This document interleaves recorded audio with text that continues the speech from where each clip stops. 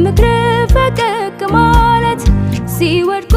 ጠብቆ መማር እጅግ ነውና ሞኝነት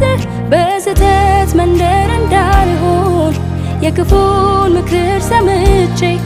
የልቤን ጆሮች ክፈት እንዳደምጥ አንተን አትርቼ